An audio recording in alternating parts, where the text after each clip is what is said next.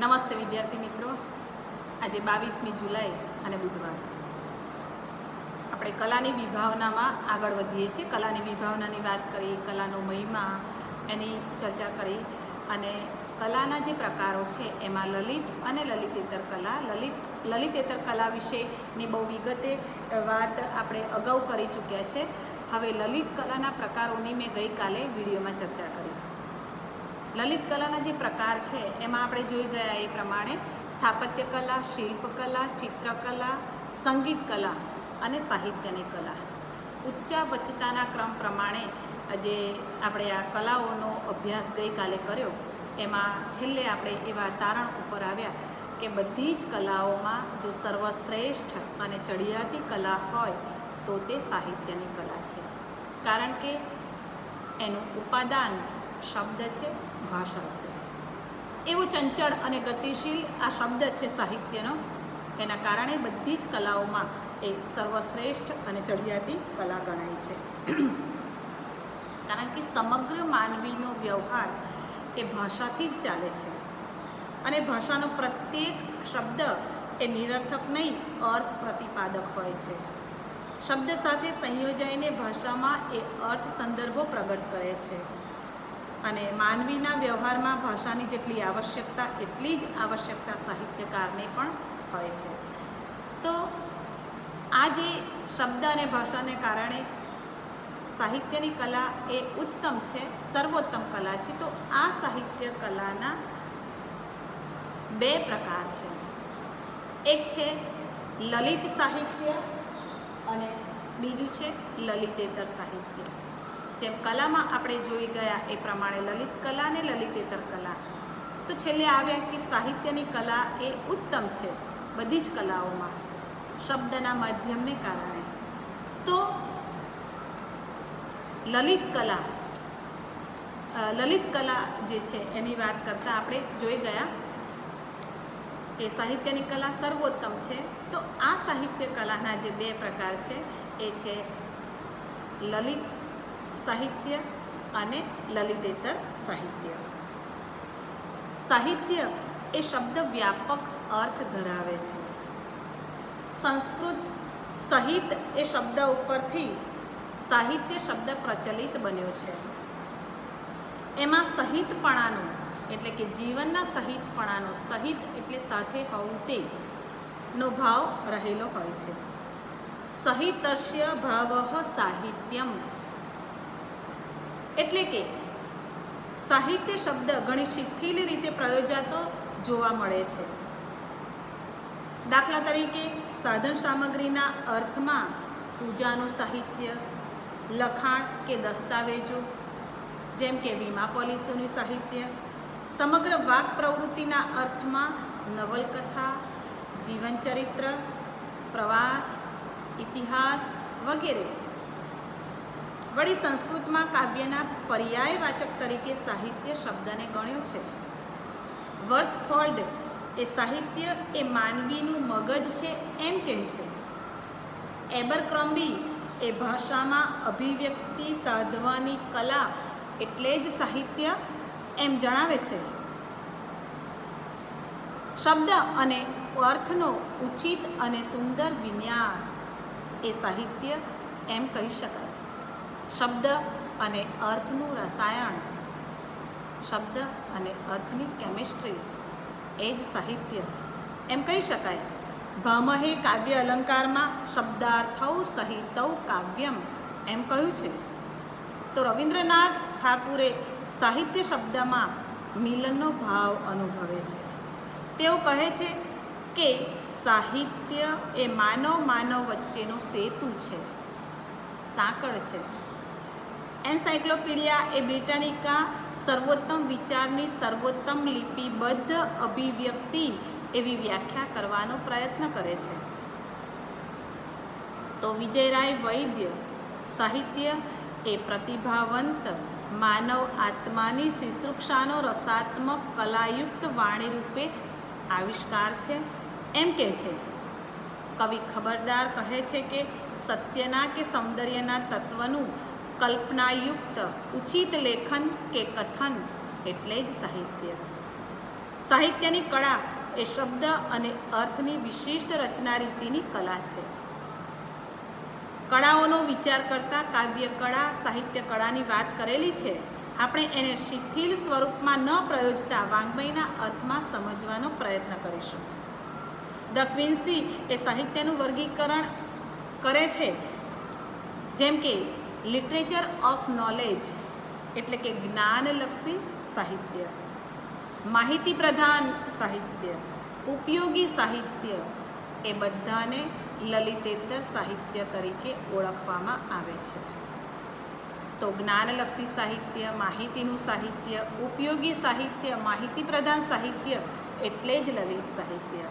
તો આ સાહિત્યના જે બે પ્રકાર છે એમાં લલિતેતર સાહિત્યને જ્ઞાનલક્ષી સાહિત્ય તરીકે, માહિતી પ્રધાન સાહિત્ય તરીકે ને ઉપયોગી સાહિત્ય તરીકે ઓળખવામાં આવે છે. જ્યારે લિટરેચર ઓફ પાવર એટલે કે ભાવનાનું સાહિત્ય, આનંદલક્ષી સાહિત્ય અને સર્જનાત્મક સાહિત્ય, આવા પ્રકારનું સાહિત્ય એટલે જ લલિત સાહિત્ય.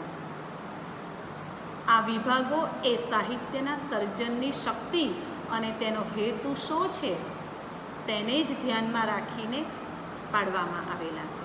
એટલે આ જે સાહિત્યના બે પ્રકારો છે એ સાહિત્ય સર્જનનો હેતુ શું છે અને એની શક્તિ શું છે એ બંનેને ધ્યાનમાં રાખીને એના પ્રકારો પાડવામાં આવેલા છે. લલિત સાહિત્યને આપણે સાહિત્યનો જે એક પ્રકાર એ લલિત સાહિત્ય વિશે થોડીક વાત કરીએ, સાંભળજો. લલિત સાહિત્યમાં ખરા અર્થમાં સર્જનની લીલા અનુભવાય છે. સર્જકની અનુભૂતિની સ્વયંભૂ અભિવ્યક્તિ એમાં જોવા મળે છે. તે કલ્પના, ઉર્મિ, સૌંદર્ય, માધુર્ય વગેરે જેવા તત્વોથી યુક્ત હોય છે. તે હૃદય અને મનને સ્પર્શે છે. પ્રતિભાવંત કલાકારના ભાવ, વિચાર કે કલ્પનાનું એ સૌંદર્યલક્ષી સર્જન છે. એમાં રહેલા લાલિત્યના ગુણને કારણે ભાવકને નિરાતિશય આનંદનો અનુભવ થાય છે. એમાં નિરૂપિત સૌંદર્ય એ સહજ આપોઆપ અનાયાસ લીલયા આવી જાય છે. મમ્મટે કાવ્ય એટલે કે વિશાળ અર્થમાં સાહિત્યની જે વ્યાખ્યા આપી છે, કાવ્યની વ્યાખ્યા આપી છે, તે અહીં જોવા મળે છે કે આ સાહિત્ય એ નિયતિકૃત, નિયમરહિત, અનન્ય, પરતંત્ર એટલે કે સ્વાયત્ત, નવરુચિર, નવરસ રુચિર અને આહલાદક જગતને આલેખે છે. આ અર્થમાં સર્જક આ કાવ્ય સંસારનો પ્રજાપતિ છે. લલિત સાહિત્યમાં નિરૂપણ પામેલો ભાવ અને પ્રયોજાયેલી ભાષાનું માધુર્ય અને સૌંદર્ય સતત અનુભવાય છે. એ અર્થમાં લલિત સાહિત્ય સર્જક પક્ષે અને ભાવક પક્ષે આનંદલોકની યાત્રા બની રહે છે. કવિતા, વાર્તા, નવલકથા, નાટક વગેરે અને સર્જનાત્મક નિબંધો વગેરે સાહિત્ય સ્વરૂપો એ લલિત સાહિત્યના પ્રકારમાં સમાવેશ પામે છે. લલિત સાહિત્યમાં કલ્પના, અલંકરણ, પ્રતીક નિયોજન, કાવ્યમાં એમ કે છંદ, લય વગેરેનો ઉચિત માત્રામાં વિનિયોગ થાય છે. એટલે વિનિયોગ થયો હોય છે. એની રમણીયતા અને ભવ્યતા, ઉદાત્તતા અને દિવ્યતા, એની ભાવવ્યંજના અને ધ્વન્યાત્મકતા એ રસમય સૃષ્ટિ ઊભી કરે છે, જે આનંદ પર્યવસાયી બની રહે છે. તો મિત્રો, આ લલિત સાહિત્યમાં કેવા પ્રકારના સાહિત્યનો સમાવેશ થાય છે? તે જે ગદ્ય અને પદ્યના કયા પ્રકારો, તો કવિતા છે, નવલકથા છે, સર્જનાત્મક નિબંધો છે, આપણે આગળ જોઈ ગયા એ પ્રમાણે નાટક છે, ટૂંકી વાર્તા છે.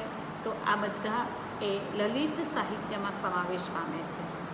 આપણે કવિતામાં જોઈએ તો એવા કેટલા બધા રમેશ પારેખની કવિતાઓ જોઈએ, આપણે વિનોદ જોશીની કવિતાઓ જોઈએ, આપણે કેટલાક આધુનિક નાટકો જોઈએ, આ સુરેશ જોશીના સર્જનાત્મક લલિત નિબંધો જોઈએ. તો આ બધાનો સમાવેશ લલિત સાહિત્યમાં થાય છે. તો સાહિત્યનો બીજો પ્રકાર તે લલિતેતર સાહિત્ય. આ પ્રકારના સાહિત્યને આપણે આગળ જોયું એ પ્રમાણે જ્ઞાનલક્ષી, માહિતી પ્રધાન, હેતુલક્ષી કે પછી ઉપયોગી સાહિત્ય તરીકે ઓળખીએ છીએ. એટલે કે આવું સાહિત્ય એ હેતુલક્ષી અથવા પ્રાયોજિત સાહિત્ય છે. આ પ્રકારના સાહિત્યમાં લાલિત્યનો અભાવ હોતો નથી, પરંતુ એનું સ્થાન ગૌણ છે. એમાં ચિંતન, માહિતી, વિચાર, બોધ, ઉપદેશ વગેરે જેવા તત્વોનું પ્રાધાન્ય હોય છે. એનો હેતુ કોઈ ચોક્કસ પ્રકારની માહિતી કે બોધ એટલે કે ઉપદેશ લોકો સુધી પહોંચાડવાનો હોય છે. આ જ્ઞાનયુક્ત સાહિત્ય એ માનવજાતને જીવનમાં ઘણું બધું ઉપયોગી થતું હોય છે, નીવડતું હોય છે. એનું પ્રયોજન પણ કલાત્મક અભિવ્યક્તિ દ્વારા જ્ઞાન આપવાનું મુખ્ય હોવાથી રસ તેમજ આનંદનું ગૌણ સ્થાન હોય સ્વાભાવિક છે. એ બૌદ્ધિક વ્યાપાર છે. એમાં કલ્પના, રોમાંચકતાનો અભાવ અને વાસ્તવિકતા, જીવન અને ચિંતનનું પ્રાધાન્ય હોય છે. લલિત સાહિત્યનો સર્જક જે સ્વાતંત્ર્ય, સ્વાયત્તા અનુભવે છે, તેવી સ્વાયત્તા અને મોકળાશ એ લલિત સાહિત્યના સર્જક પાસે અપેક્ષિત નથી. આત્મકથા, જીવનચરિત્ર, પ્રવાસકથા, નિબંધ, પત્રલેખન, ડાયરી, રેખાચિત્ર, તત્વચિંતન, વિવેચન વગેરેનો આ પ્રકારના સાહિત્યમાં એટલે કે લલિતેતર સાહિત્યમાં સમાવેશ થાય છે. લલિતેતર સાહિત્ય એ સત્ય નિર્ભર અને માહિતીયુક્ત હોય છે. એમાં સત્યનું સ્વાભાવિક સૌંદર્ય પ્રગટ થતું હોય છે. દાખલા તરીકે મહાત્મા ગાંધીજીની આત્મકથા સત્યના પ્રયોગો કે પછી કાકા સાહેબ કાલેલકરનો હિમાલયનો પ્રવાસ એના ઉદાહરણો છે. લલિતેતર સાહિત્યમાં લક્ષણા અને વ્યંજના નહીં પણ અભિધા શક્તિનો વિનિયોગ થતો હોય છે. અભિધા શક્તિ એ હવે પછી આપણે જે શબ્દની ત્રિવિધ શક્તિઓ છે એટલે કે 3 શક્તિઓ છે, જેમાં અભિધા, લક્ષણા અને વ્યંજના એની વાત કરીશું ત્યારે અભિધાને વધારે સમજીશું. પણ ટૂંકમાં એમ કહીએ તો અભિધા એટલે મુખ્યાર્થ બોધ કરાવે, મુખ્ય અર્થનું તરત જ આપણને જ્ઞાન થાય, એનો તરત જ આપણને ખ્યાલ આવે અને સાક્ષાત સંકેતિત અર્થ આપે એવી શક્તિને આપણે અભિધા શક્તિ તરીકે ઓળખીએ છીએ. દાખલા તરીકે એમ કહીએ કે મારે ખાવું છે, મને ભૂખ લાગી છે, મને સૂઈ જવું છે, મારે વાંચવું છે, તો સીધો અર્થ આપણને સમજાઈ જાય છે. તો આ અભિધા છે. તો આવા પ્રકારનું સાહિત્ય સત્યના પ્રયોગોમાં તમને સીધી વાત ખબર પડી જાય. કાકા સાહેબ કાલેલકરના નિબંધો તમે વાંચો તો તમને એનો સીધો અર્થ ખબર પડી જાય. તો એમાં વ્યંજના કે લક્ષણા નથી હોતી, એમાં અભિધા શબ્દ શક્તિનો વિનિયોગ થતો હોય છે. આ ભેદક લક્ષણો એવું માનવા નથી પ્રેરાતા કે લલિત સાહિત્ય એ ચડિયાતું અને લલિતેતર સાહિત્ય એ નિમ્ન કોટીનું. ખરેખર તો બંને પ્રકારના સાહિત્યની અભિવ્યક્તિમાં અને એના પ્રયોજનમાં તાત્વિક ભેદ છે, એવું જ સમજવાનું છે. લલિતેતર સાહિત્યમાં સત્યકથન આવે એનો અર્થ એવો નથી કે એ અકલાત્મક કે અલલિત એટલે જ અરસિક સાહિત્ય છે. ખરેખર તો સાચા લલિતેતર સાહિત્યમાં સત્યની અનુભૂતિ અને સૌંદર્યમય અભિવ્યક્તિ હોય એ જરૂરી છે. આજે તો લલિતેતર ગણાયેલા સાહિત્ય સ્વરૂપોમાં પણ સર્જકતાના લલિત સાહિત્યના અંશો નિરૂપણ પામેલા જોઈ શકાય છે.